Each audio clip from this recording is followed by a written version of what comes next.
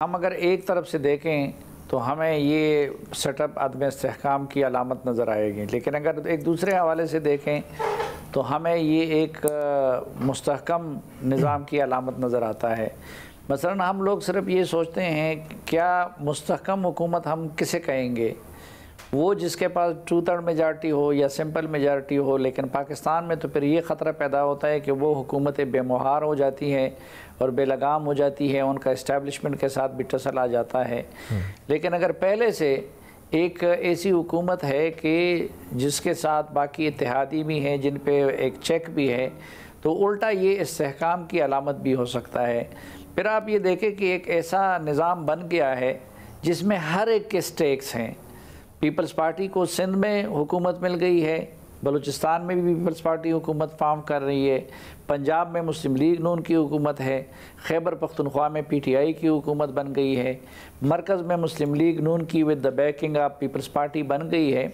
और ये भी खुशाइन बात है कि PTI की सूरत में एक तगड़ी अपोजिशन उसके सामने मौजूद रहेगी। तो मैं तो इसको कोई वजह नहीं समझता कि ये गैर मुस्तहकम हुकूमत होगी या फिर ये कि इसको जल्दी चलता किया जाएगा। उन दोनों की तो मुझे सरदस्त कोई जवाब नज़र नहीं आते। कल के बारे में कोई कुछ भी नहीं कह सकता।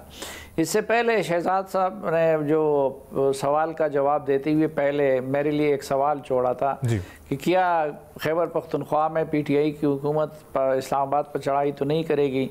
तो मेरा जवाब और अंदाज़ा यही है कि नहीं करेगी।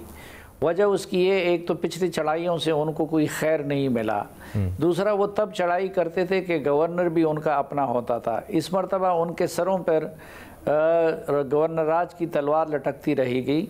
और मेरा अंदाज़ा ये है, एक तो जिस तरह शहजाद साहब ने कहा, तो मेरे भी वही सोच है अली अमीन गंडापुर साहब के बारे में कि कहीं ना कहीं वो राब्ते में भी थे। इतने ज़्यादा वो मोस्ट वांटेड पे लोगों की फहरिस्त में शामिल नहीं है जितना कि ख्याल किया जाता है।